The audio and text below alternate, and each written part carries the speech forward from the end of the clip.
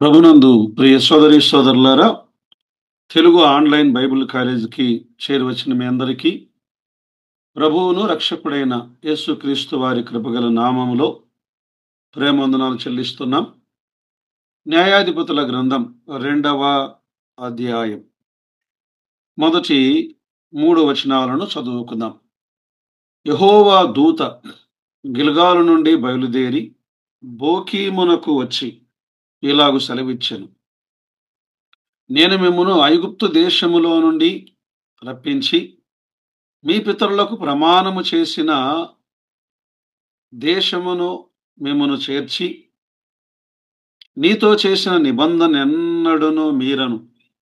మీరు ఈ దేశ నివాసులతో నిబంధన చేసుకొనకూడదు, వారి బలిపీఠములను విరగగొట్టవలనని ఆజ్ఞ ఇచ్చి తిని గాని మీరు నా మాట వినలేదు. మీరు చేసిన పని ఎట్టిది కావున నేను మీ ఎదుట నుండి ఈ దేశ నివాసులను వెళ్ళగొట్టను. వారు మీ ప్రక్కకు శూలముగా నుందురు, వారి దేవతలు మీకు ఉరిగా ఉందురని చెప్పుచున్నాను. ప్రభునందు ప్రియ సోదరి సోదరులారా, మనం చదివినటువంటి లేఖన భాగములో న్యాయాధిపతుల గ్రంథం 2వ అధ్యాయం, ఈ అధ్యాయానికి ఒక పేరు మనం పెట్టుకుంటే పాపపు వలయములో చిక్కుకున్న ఇశ్రాయేలీయులు. పాపపు వలయములో చిక్కుకున్న ఇశ్రాయేలీయులు. సో ఆనాడు వారు పాపపు వలయములో చిక్కుకున్నారు. నీ జీవితంలో, నా జీవితంలో ఈ పాపపు వలయమును విచ్ఛిన్నము చేయడానికి సరిపోయినవాడు ప్రభు అయిన యేసుక్రీస్తు వారు మాత్రమే. మంచిది. 23 వచనాలున్న ఈ అధ్యాయం 3 భాగాలుగా విభజన చేద్దాం. 1 నుండి 5 వచనాలు గద్దింపబడిన ఇశ్రాయేలీయులు. 6 నుండి 10వ వచనం వరకు యెహోషువ మరణం. 11 నుండి 23 వరకు బయలును సేవించిన ఇశ్రాయేలీయులు.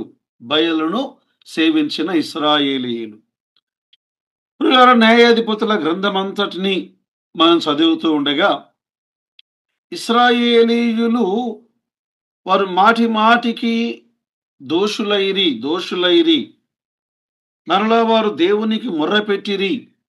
దేవుడు వారిని విడిపించెను, దేవుడు వారికి న్యాయాధిపతిని అనుగ్రహించెను అనే ఒక చక్రం, ఒక సైకిల్ మనకు కనబడుతూ ఉన్నది. దేవుడు ఆజ్ఞాపించినట్లు ఈ మొదటి తరం ఇశ్రాయేలీయులు కనానీయులను వెళ్ళగొట్టుటలో వారు విఫలమైపోయారు. మాత్రమే కాదు, తరువాత తరానికి దేవుణ్ణి ప్రేమించడం, దేవుణ్ణి నిబంధనను అనుసరించటం అనే విషయాలు నేర్పించటములో వారు విఫలమయ్యారు. ఫలితంగా ఈ యూదులు ఈ పాపపు చక్రములోనికి వారు చిక్కుకొని వారి హృదయాలు చెడుతో నింపబడి దేవుడు వారు విడిపించిన ప్రతిసారి నెమ్మది పొందారు, మరలా తిరిగి ఆ పాపమునకు తిరిగి వచ్చారు. సో ఈ ఇశ్రాయేలీయులు ఆ ఈ చక్రము నుండి, మన జీవిత పాప చక్రము నుండి పరిష్కార మార్గం ప్రభు అయిన యేసుక్రీస్తు వారి కృప. మంచిది. మొదటి భాగాన్ని మనము ధ్యానం చేద్దాం. గద్దింపబడిన ఇశ్రాయేలీయులు. మొదటి 5 వచనాలు మనం విన్నాం. వారు గద్దించబడిన ఇశ్రాయేలీయులు. ప్రియులారా, ఇందులో మొదటి 3 వచనాలను మనం చదువుతున్నప్పుడు కనానీయులు ఇశ్రాయేలీయులకు ముల్లుగా ఉండుట లేదా శూలముగా ఉండుట. కనానీయులు ఇశ్రాయేలీయులకు వారు ఉరిగా ఉండుట అంటే వారి జీవితంలో విశ్వాసము లేకపోవుట ద్వారా కలిగినటువంటి ఫలాన్ని ఈ భాగములో మనం చూడగలం. అది విశ్వాసము లేక పోవడము వలన కనానీయులను వారు వెళ్ళగొట్టలేకపోయారు. వెళ్ళగొట్టవలనని దేవుని ఆజ్ఞకు వ్యతిరేకంగా యూదులు తిరుగుబాటు చేశారు. అది భాగములో మొదటి వచనములో యెహోవా దూత ఆయన హెచ్చరిక. ఈ మొదటి వచనాన్ని మనం చదివినప్పుడు యెహోవా దూత అనే ఒక మాట గిల్గాలు నుండి బయలుదేరి బోకీమునకు వచ్చి, అంటే ఆయన వచ్చి ఆయన పలికిన మాట, నేను మిమ్మును ఇశ్రాయేలు ఐగుప్తులో నుండి రప్పించి తిని. రెండవది, మీ పితరులతో ప్రమాణము చేసిన దేశమునకు మిమ్మును చేర్చి తిని. నేను చేసిన నిబంధనను నేను ఎన్నడును మీరను. కదా, ఈ వచనం చాలా లోతైనది. ఈ భాగములో యెహోవా దూత ఆయన మాటలు, ఆయన కార్యం, ఆయన స్వభావం. కదా, యెహోవా దూత అనే మాటను మనం గమనిస్తున్నప్పుడు బైబిల్ గ్రంథం అంతటిని మనం చదివినప్పుడు దేవదూతలు, దూత, దేవదూతలు అనే మాట, అంటే మలక్ అనే మాట, అంటే వార్తాహరులు, పంపబడిన వారు, మలకై, మలాకి. వారు ఈ దేవదూతలు అనే మాట 300 సార్లకు పైగా మనకు కనబడుతుంది దాదాపుగా. అంటే వీరు ఆత్మరూపులు, మన వంటి వారు కాదు. 2 రెక్కలు గల దేవదూతలు ఉన్నారు, 4 రెక్కలు గల దేవదూతలు ఉన్నారు, 6 రెక్కలు గల దేవదూతలు ఉన్నారు. దేవదూతలు అదృశ్యమైన వారు. అప్పుడప్పుడు వారు మానవ రూపములో కనిపించిన మాట నిజమే. దేవదూతలను గురించి మనం ఆలోచన చేస్తే దైవ గ్రంథంలో అనేక సార్లు ఈ దేవదూతల యొక్క ప్రస్తావనను మనము చూడగలం. దానియేలు గ్రంథములో గాబ్రియేల్ దేవదూత పంపబడ్డాడు. మాత్రమే కాదు, కృత నిబంధనలో లూకా సువార్తలో, మత్తయి సువార్త మొదటి అధ్యాయములో దేవదూతలు పంపబడ్డారు. అపోస్తల కార్యం 12వ అధ్యాయములో దేవదూతలు పంపబడ్డారు, వారు చేసినటువంటి కార్యములు. కాబట్టి అయితే ఇక్కడ రాయబడినటువంటి యెహోవా దూత అనే మాట, మలక్, యహోవే అనే మాటను వాడారు. ఈ యెహోవా దూత ఆయన తానే దేవుడై ఉన్నట్లుగా ఆయన మాట్లాడుతున్నాడు. నేను మిమ్మును ఐగుప్తులో నుండి రప్పించి, అంటే యెహోవానా, యెహోవా దూతనా వారిని ఐగుప్తులో నుండి రప్పించింది? ప్రియులారా, ఇక్కడ మనం గమనించాలి. ఆదికాండం 19వ అధ్యాయములో ఆ అగ్ని గంధకములతో మండేటువంటి ఆ గుండమును, అగ్నిని ఆ యొక్క సొదమ గొమొర్రా మీదకి కుమ్మరించినప్పుడు అక్కడ యెహోవా యొద్ద నుండి అగ్ని గంధకములను కుమ్మరించి అనే మాటను మనం చూడగలం. యెహోవా యొద్ద నుండి, యెహోవా యొద్ద నుండి. 24వ వచనం చూడండి, ఆదికాండం 19వ అధ్యాయం 24. అప్పుడు యెహోవా సొదొమ మీదను గొమొర్రా మీదను యెహోవా యొద్ద నుండి అగ్ని, గంధకమును, అగ్నిని ఆకాశము నుండి కురిపించి. ఇక్కడ దూతకు యెహోవా అనే నామం పెట్టబడినటువంటి దూతగా మనము ఈ భాగములో చూడగలం. ఆయన యెహోవా దూత అనగా ఆయన దేవుని గుణలక్షణములు గలవాడు. మాత్రమే కాదు, యెహోవా దూత తానే యెహోవా అని ఆయన గుర్తించబడుచూ ఉన్నవాడు. మాత్రమే కాదు, యెహోవా దూత ఆయన పేరు ఆశ్చర్యకరమైన పేరు. అది వర్ణింప సఖ్యము కానిది, అద్భుతం అనే పేరే అద్భుతం. మాత్రమే కాదు, యెహోవా దూత కొన్నిసార్లు మానవ రూపములో ఆయన దర్శనమిచ్చాడు. న్యాయాధిపతుల గ్రంథం 13వ అధ్యాయం 3వ వచనములో యెహోవా దూత ఆ స్త్రీకి ప్రత్యక్షమై అనే మాట గమనిస్తున్నాం. మాత్రమే కాదు, ఈ యెహోవా దూత యెహోషువకు ఆ యొక్క యెరికో పట్టణాన్ని జయించటానికి వెళ్తూ ఉండగా ఆయన ప్రత్యక్షమై కదా యెరికో గోడలను కూల్చడానికి ముందుగా యెహోషువ గ్రంథం 5వ అధ్యాయం 13, 14, 15 వచనాల్లో మనము గమనిస్తున్నాం. ఎవరి యెహోవా దూత? దైవ గ్రంథమైన బైబిల్లో ఏమని రాయబడి ఉన్నది?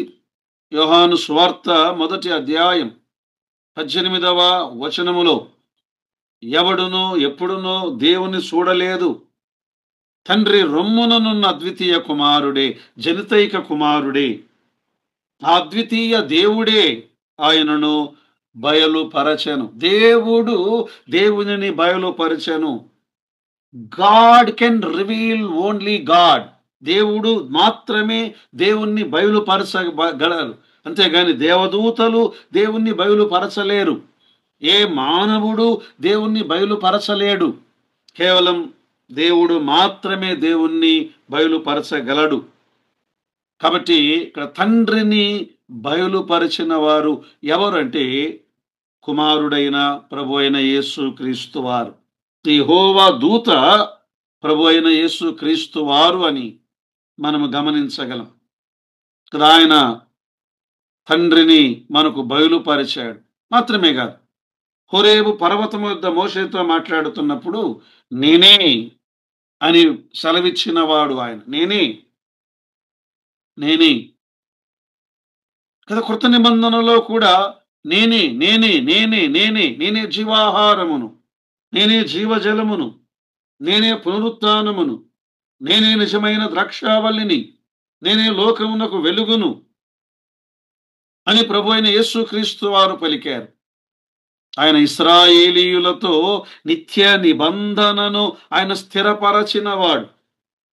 అబ్రహాముతో ఆయన చేసిన నిబంధన ఈ భాగములో మనము గమనిద్దాం.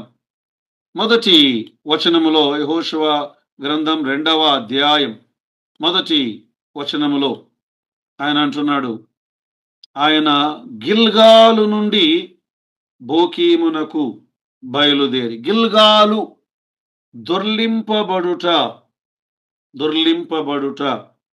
బోకీము ఏడ్పు ఉన్న ప్రదేశం కదా. ఇశ్రాయేలీయుల అవమానము దొర్లించబడిన ప్రదేశములో నుండి యెహోవా దూత వచ్చాడు.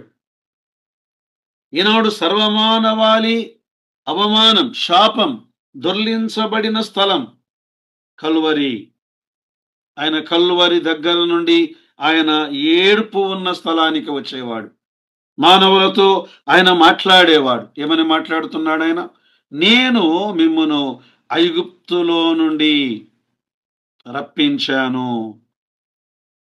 ఆయన ఇశ్రాయేలీయులను విడిపించిన విమోచకుడు, నిత్య రక్షణ అనుగ్రహించినవాడు, రక్షణను అనుగ్రహించినవాడు. ఎలా విడిపించాడు ఆయన? గొర్రెపిల్ల రక్తము ద్వారా ఆయన వారిని విడిపించాడు. ఈనాడు మనకెలా విడుదల కలిగింది? ఆయన కుమారుడైన యేసు రక్తము ద్వారా మనకు కలిగిన విడుదల. మాత్రమే కాదు, ఇంకా అన్నాడు ఆయన, నేను వాగ్దాన దేశమునకు మిమ్మును చేర్చి తిని. వాగ్దాన దేశమునకు ఆయన చేర్చినవాడు అనగా దేవుని వాగ్దాన నెరవేర్పు, వాగ్దానమును నెరవేర్చినవాడు. ఇంకా ఆయన అన్నాడు, నేను మీతో చేసిన నిబంధనను నేనెన్నడూను మీరను. ఆయన నిత్య నిబంధన ఇశ్రాయేలీయులతో ఆయన చేశాడు. యెషయా గ్రంథం 45వ అధ్యాయం 17వ వచనములో యెహోవా వలన ఇశ్రాయేలు నిత్య రక్షణ పొంది ఉన్నది. మరి కృత నిబంధనలో ఆయనను యేసుక్రీస్తును నమ్మిన దేవుని పిల్లలకు ఆయన నిత్య రక్షణను అనుగ్రహించిన వాడు. హెబ్రీ పత్రిక 5వ అధ్యాయం 9, 10 వచనాల్లో ఆయన సంపూర్ణ సిద్ధి పొందినవాడై మెల్కీషెదెకు యొక్క క్రమములో చేరిన ప్రధాన యాజకుడని దేవుని చేత పిలువబడి తనకు విధేయులైన వారికందరికీ నిత్య రక్షణకు కారకుడాయను. నిత్య రక్షణకు కారకుడాయను. ఈ మాట మనము గమనించాలి కదా. ఆయన మనకు అనుగ్రహించిన రక్షణ అది నిత్య రక్షణ కదా. ఆయన నిబంధనను మీరేవాడు కాదు.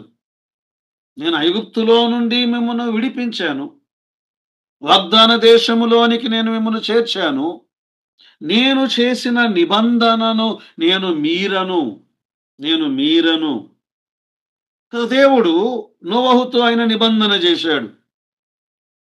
ఆదికాండం 9వ అధ్యాయములో ఏమన్నాడు? మరొకసారి ఈ భూమి మీదికి జల ప్రళయము ద్వారా నేను నాశనము చేయను. ఇదిగో నా నిబంధనకు గుర్తుగా వర్షపు ధనస్సు, మేఘ ధనస్సు నేను ఆ మేఘములో ఉంచెదను. ఆ నిబంధనను ఆయన మీరలేదు. అబ్రహాముతో చేసిన నిబంధన ఆదికాండం 12వ అధ్యాయం 17వ అధ్యాయం ఏమన్నాడు ఆయన? నీ సంతానమును నేను గొప్ప చేయుదును. మాత్రమే కాదు, ఇంకేమన్నాడు ఆయన? నేను ఈ కనాను దేశమును వాగ్దాన దేశముగా నేను నీకును నీ తరువాత నీ సంతానం ఇస్సాకు, యాకోబు వారితో కూడా ఆయన నిర్ధారణ చేశాడు. ఆయన వారికి ఆ వాగ్దాన దేశమును ఆయన అనుగ్రహించాడు.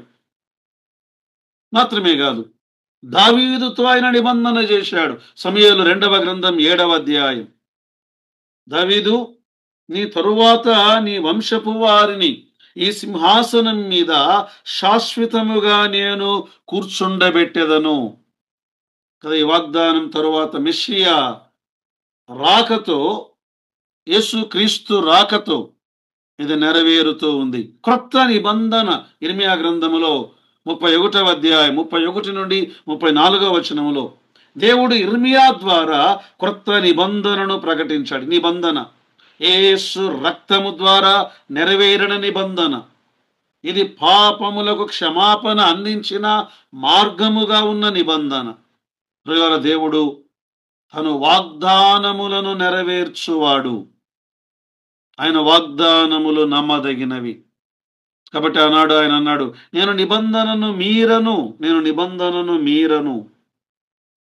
ఆయన నిబంధనను మీరే దేవుడు కాడు, నిబంధనను మీరేవాడు కాదు. చాలా వచనాలు దైవ గ్రంథములో మనము గమనించగలం. 89వ కీర్తన 34వ వచనములో నా నిబంధనను నేను రద్దుపరచను, నా పెదవుల గుండా బయలుదేరిన మాటను మార్చను అన్నాడు.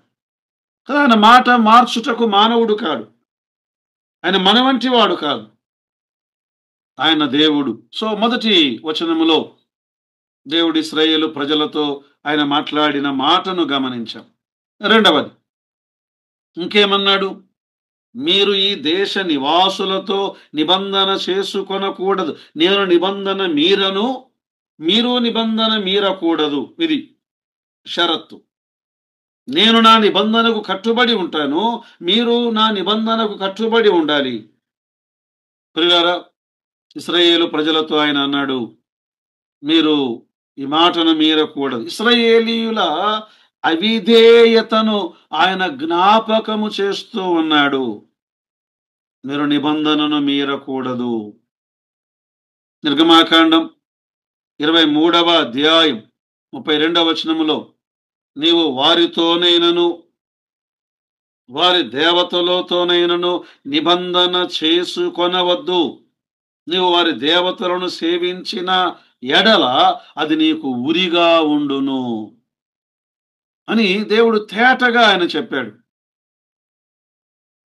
మరి కొత్త నిబంధనలో మనము గమనిస్తూ ఉండగా యేసుక్రీస్తు ప్రభువుని అంగీకరించిన దేవుని బిడ్డ ఏం చేయాలి? మీరు దేవుని ఆలయమై ఉన్నారు, విగ్రహములకు ఏమి పొందిక.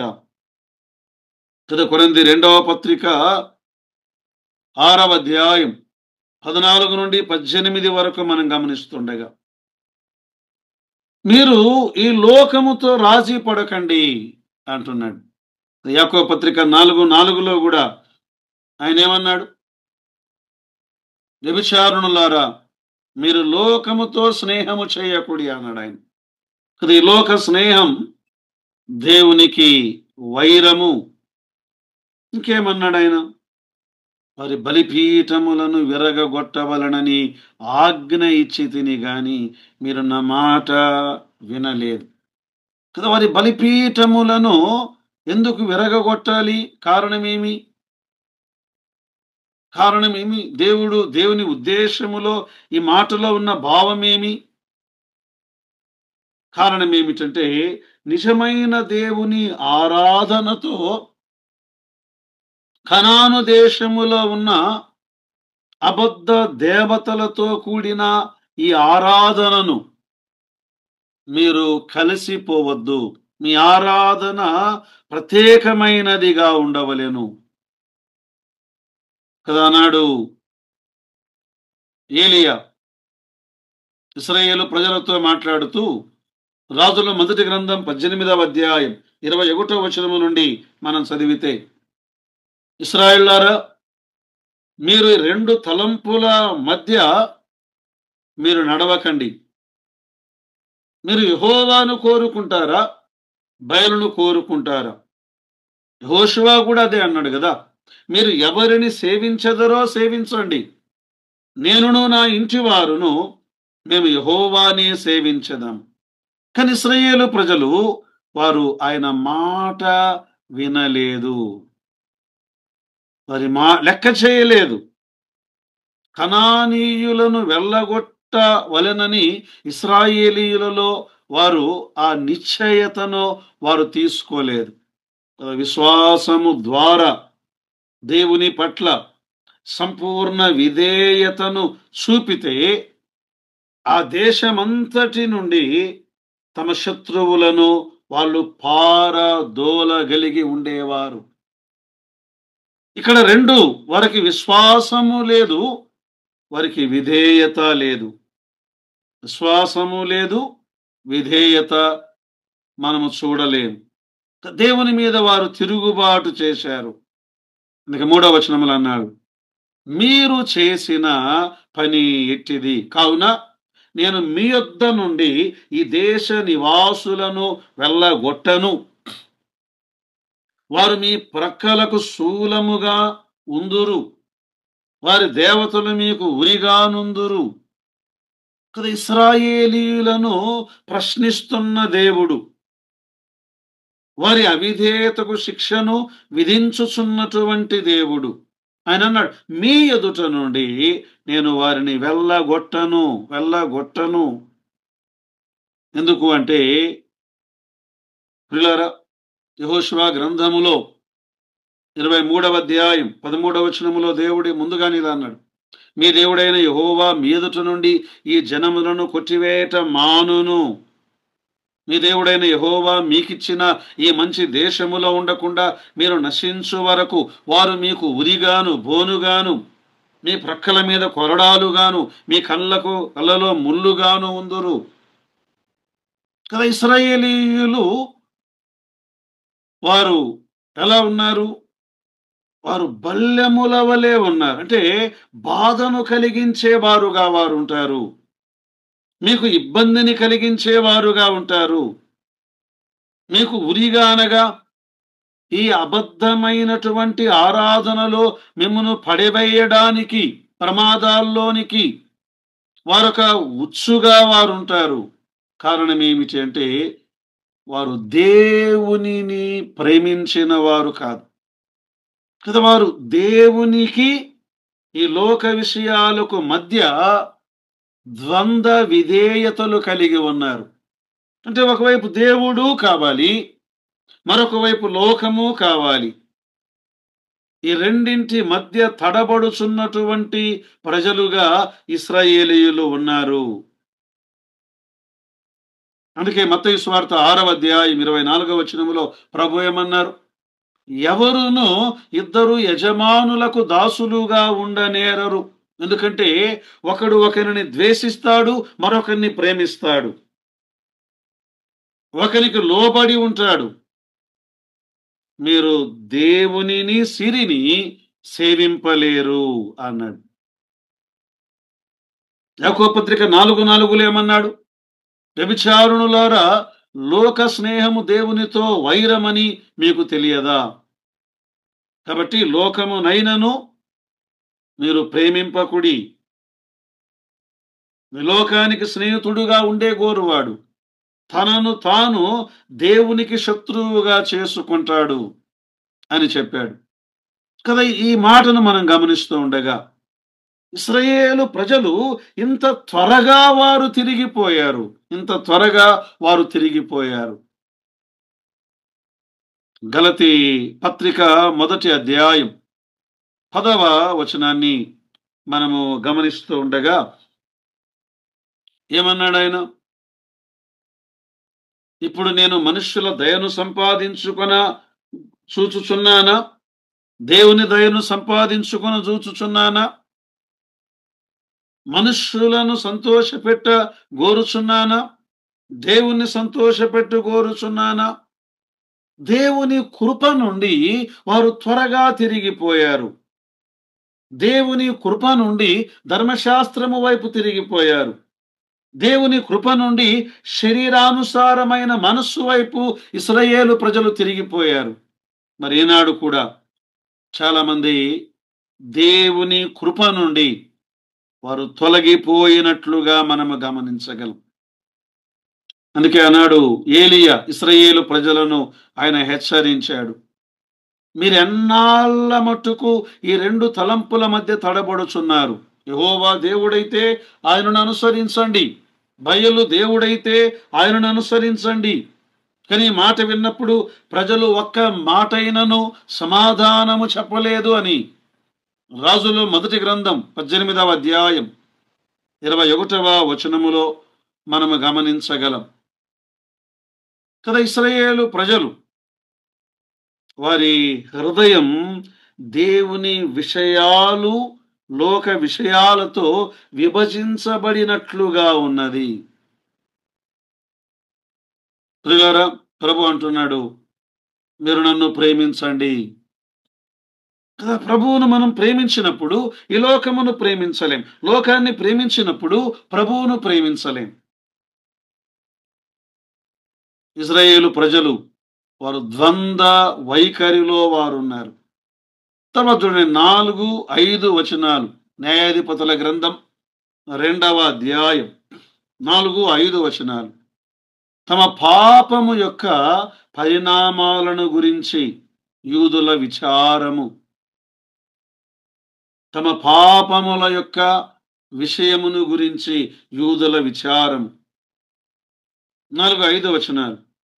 యెహోవా దూత ఇశ్రాయేలుతో ఈ మాట చెప్పగా జనులు ఎలుగెత్తి ఏడ్చిరి, కాగా చోటికి బోకీమను పేరు పెట్టబడెను. అక్కడ వారు యెహోవాకు బలిని అర్పించిరి అనే మాటను గమనిస్తున్నాం. ప్రియులారా, ఇశ్రాయేలు ప్రజలు వారి ప్రవర్తనలో మార్పు రాకుండా కేవలం పై పశ్చాత్తాపం మాత్రమే ఈ భాగములో మనము గమనిస్తున్నాం.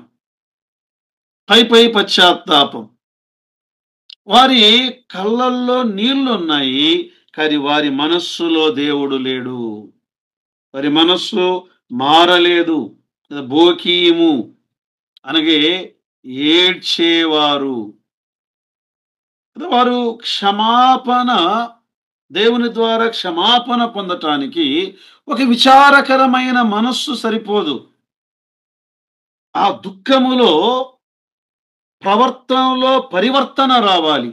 కేవలం కన్నీళ్లు సరిపోవు, కేవలం ఒప్పుకోలు మాత్రమే సరిపోదు.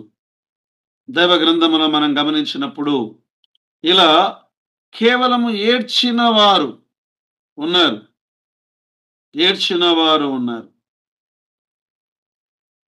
సౌలు పైకి పశ్చాత్తాపడ్డాడు, అంతరంగములో మార్పు లేదు.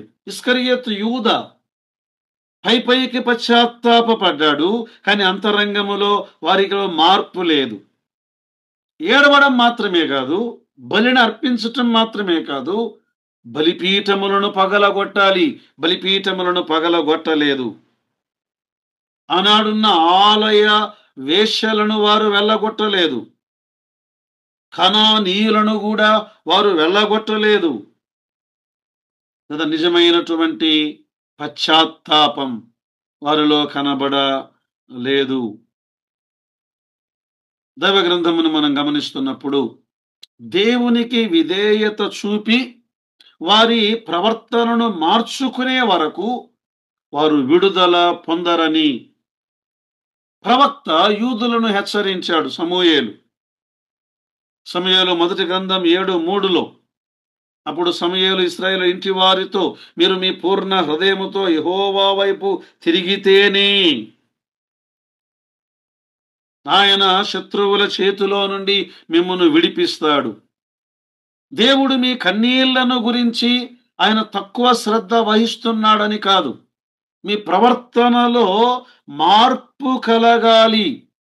అంటే పై వస్త్రమును చింపుకోవడం ద్వారా ప్రయోజనమేమీ లేదు. ఆనాడు పశ్చాత్తాపానికి గుర్తుగా యూదులు వారి వస్త్రములను చింపుకునేవారు.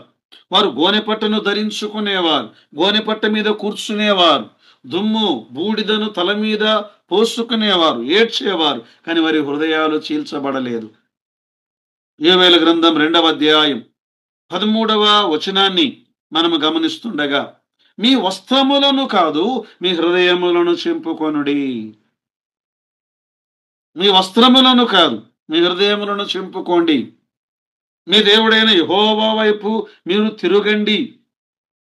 ఆయన దయగలవాడు, ఆయన కరుణామయుడు, ఆయన కోపం విషయములో దీర్ఘశాంతము గలవాడు, ఆయన కృపతో నిండినవాడు. చెడు విషయము ఎడల ఆయన పశ్చాత్తాపపడేవాడు. నిజమైనటువంటి మారు మనస్సు, నిజమైనటువంటి దుఃఖము.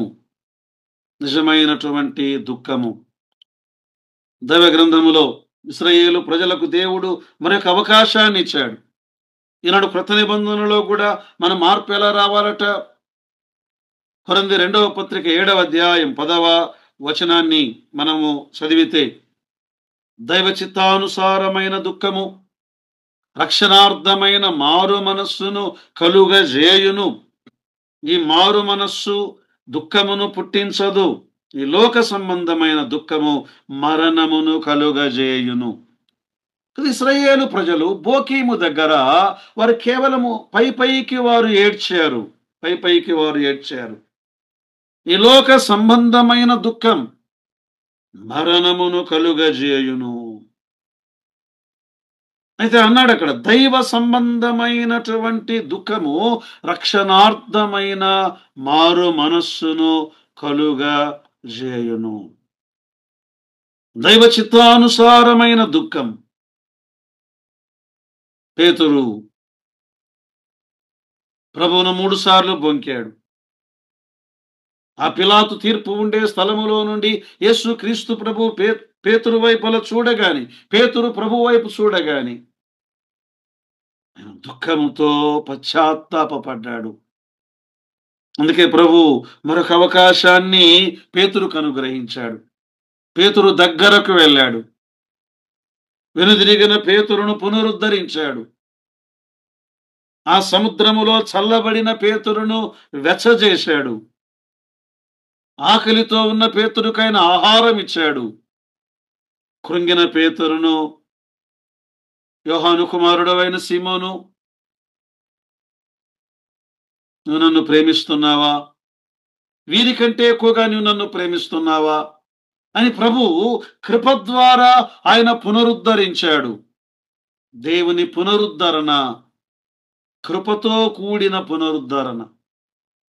ఈనాడు సంఘాలలో, కుటుంబాలలో, వ్యక్తిగత జీవితాలలో ఇలాంటి కృపగల పునరుద్ధరణ ఉండడానికి పరిశుద్ధాత్మ దేవుడు మనకు కృపను సహాయమును దయచేయునుగాక. ఆమేన్.